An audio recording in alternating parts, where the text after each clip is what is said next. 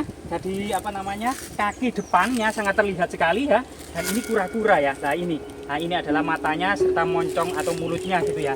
Yang di atasnya itu diduga adalah ada semacam dahulu miniatur dari Gunung Mandara.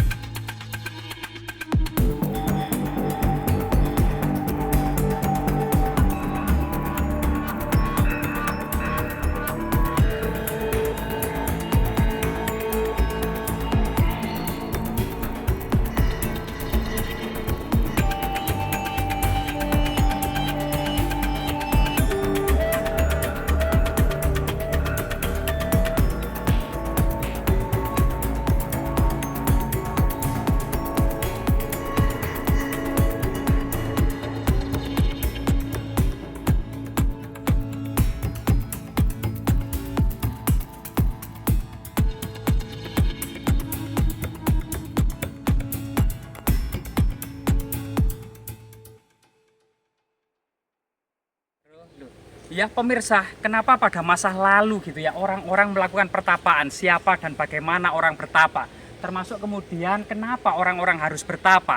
Ternyata pada masa lalu ada falsafah reinkarnasi, kehidupan kematian yang tidak terputus-putus sehingga menimbulkan samsara. Kapan selesai hidup ini? Kalau kemudian hidup kembali, mati hidup kembali. Maka yang dikenal samsara ini agar terlepas dari belenggu reinkarnasi, maka ada istilah moksa, yaitu menyatu dengan Tuhan yang Maha Kuasa, terbebas dari rantai reinkarnasi. Di lokasi ini kemungkinan memang banyak orang bertapa di masa kuno guna menjemput moksa, terbebas dari belenggu rantai reinkarnasi. Coba kita telisik di sini ya. Ada jejak-jejak orang-orang bertapa tersebut. Nah ini. Jadi taubahnya di sini itu semacam pegunungan kas atau pegunungan Kendeng Selatan ya.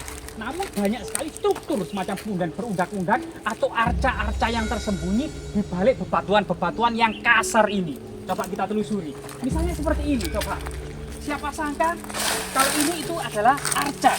Nah, jadi ini ada semacam jenggernya, ini semacam ada matanya, ada jejak pahatan-pahatan kuno gitu ya. Yang diduga ini semacam makara ya, yang juga kiri kanan kemudian masuk ke dalam sebuah struktur yang lebih suci. Jadi diduga ini adalah untuk menjaga area menangkal energi negatif yang masuk ke area sana. Bisa jadi di bawah di sini dulu ada petirtaan, tempat kemudian orang-orang mandi suci sebelum naik ke atas. Sehingga kemudian area bawah ini dikenal dengan Burloka, area kaki. Area tengah dikenal dengan Buarloka, area tempat pemujaan, pertapaan maupun asrama Kadewa Guruan. Dan area puncak sana ini diduga area Suwarloka, area menuju moksa.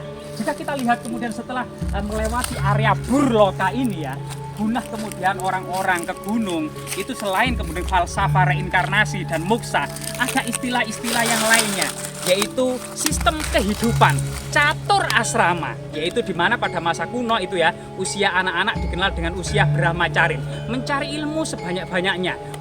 Tahapan kedua grihasta, berumah tangga. Setelah kemudian anak-anak sudah mandiri semuanya, yaitu usia pensiun, wanaprasta, pergi ke hutan, ke gunung-gunung untuk bertemu dengan Maha Pertapa, guna menimba dharma. Sampai kemudian tahapan keempat yaitu sunyasa, fokus meditasi hingga menjemput moksa. Jadi ini salah satu falsafah hidup ya, yang coba kita ke sana.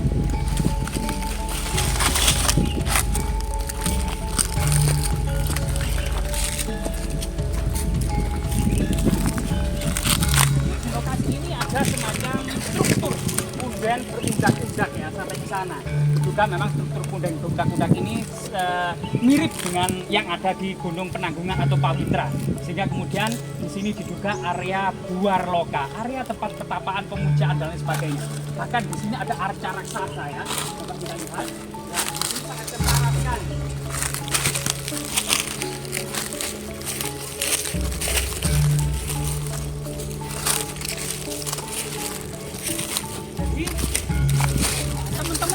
Ada di sana ya, mungkin berjajar di sana. sana, teman-teman kameramen akan bisa melihat di sini ada semacam balok batu candi gitu ya, yang tertata rapi. Di atas ini juga ada Padmasana, namun siapa sangka, dan ini ada arca ya, kura-kura.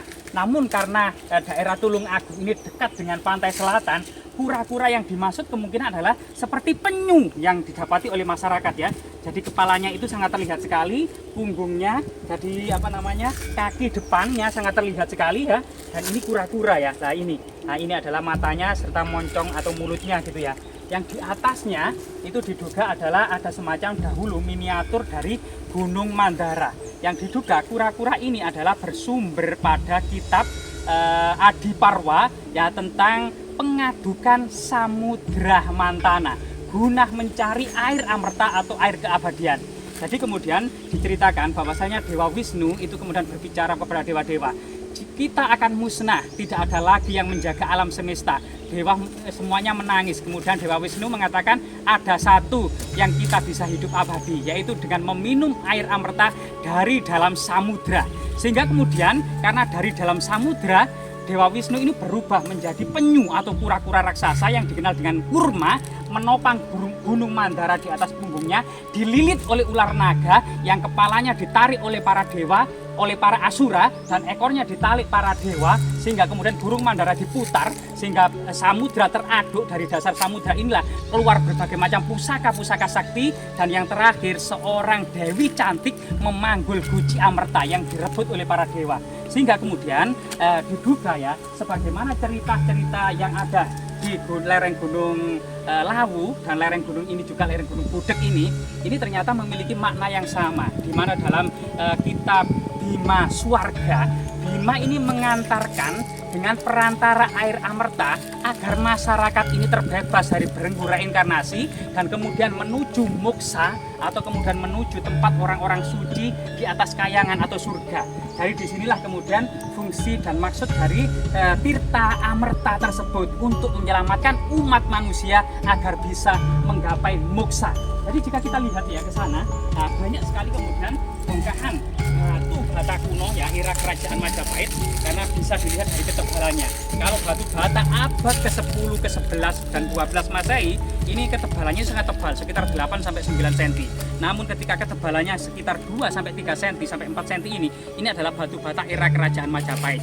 Jadi siapa sangka di masa kerajaan Majapahit gunung menjadi tujuan guna menggapai moksa. Tidak hanya Gunung Pawitra, Gunung Lawu, Gunung Arjuna, Gunung Welirang, Gunung Anjasmara, tetapi Gunung Budek yang ada di kawasan Tulung Agung ini memiliki hal yang sama. Bahkan Gunung Budek dengan jumlah tinggalan yang melimpah bisa saja menandingi Gunung Pawitra yang ada di Mojokerto dan Pasuruan.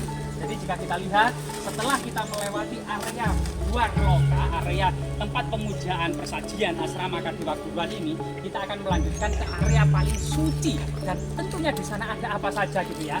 Dan sangat misteri sekali. Bahkan di sini juga ada semacam altar pemujaan gitu ya. Jadi banyak sekali arca-arca yang tersembunyi di lokasi ini. Diduga sampai saat ini belum ada upaya untuk melakukan ekskavasi atau restorasi secara integral dan komprehensif dari pelestari kebudayaan, namun sudah ada perlindungan ya. Jadi kondisinya sangat-sangat alami, sebagian besar masih tertutup semak-semak belukar. Bahkan banyak juga sampah-sampah ya, dan dedaunan yang di sini. Nah, ini salah satu yang sangat luar biasa sekali, yang artinya sebenarnya pada masa kerajaan Majapahit gitu ya, falsafah kehidupan yang berlandaskan pada agama Hindu, pada agama Buddha, agama Resi, yang juga melindungi agama Kabuyutan, ini sudah masuk ke dalam pelosok-pelosok desa gitu ya, yang berbeda dengan masa Sailendra di masa Jawa Tengah. Sehingga kita lihat pembangunan candi-candi terfokus pada kota-kota besar saja, yang di situ adalah para pejabat tinggi kerajaan, para raja dan keluarganya saja. Namun di desa-desa yang diduga masih animisme, dinamisme, yaitu kepercayaan asli Nusantara. Tetapi di era kerajaan Majapahit inilah, di desa-desa, di pelosok-pelosok kampung sudah tersebar begitu masif agama yang berlandaskan pada agama Hindu maupun agama Buddha, agama Resi maupun juga tetap agama Kabuyutan dilindungi. Ini sesuatu yang sangat luar biasa sekali. yang diduga kemudian ketika lokasi seperti ini gitu ya, pada masa kerajaan Majapahit memiliki struktur bangunan suci, maka desa-desa sekitarnya biasanya dibebaskan dari segala pajak dan pungutan oleh kerajaan Majapahit. Sebagai gantinya, masyarakat sekitar ini kemudian bergotong royong untuk merawat bangunan suci yang ada di dekatnya, termasuk hasil-hasil pertanian, begitu juga emas serta tambang-tambang lainnya, itu kemudian dibebaskan dari segala pajak dan pungutan oleh kerajaan. Sebagai gantinya, alokasi dari penghasilan sawah-sawah tersebut untuk kemudian dibawa ke tempat-tempat suci seperti ini, yang artinya jika suatu tempat yang dipilih oleh leluhur kita, terutama pada masa kerajaan Majapahit, juga berdasarkan pada nilai-nilai magis dan religius, sebagaimana kemudian halnya tempat-tempat yang sudah dipilih oleh dewa pada waktu itu. Tidak hanya pertimbangan teknis dan strategis, tapi pertimbangan magis dan religius juga. Ketika lokasi tersebut sudah dipilih oleh leluhur, maka suatu saat nanti akan bangkit kembali menjadi lokasi yang berjaya. Jika pada masa kerajaan Majapahit lokasi ini berjaya, suatu saat nanti lokasi ini akan berjaya kembali. Ini salah satu pola sejarah yang tidak bisa dipungkiri. Biasanya setiap 100 tahun sekali ya. Nah, semoga kemudian hal-hal dan pola kesejarahannya, lokasi ini dengan seluruh tinggalan-tinggalannya ini memberikan pola sejarah, peristiwa-peristiwa yang sangat bersejarah, guna kemudian memberikan inspirasi, motivasi bagi generasi ini. Bahwasanya leluhur kita memiliki semacam prestasi yang membanggakan, serta kemudian juga setara dengan peradaban-peradaban yang ada di dunia, bahwasanya kita juga setara dengan dan memiliki kepercayaan diri sebagaimana kemudian bangsa-bangsa yang ada di dunia lainnya. Semoga bermanfaat.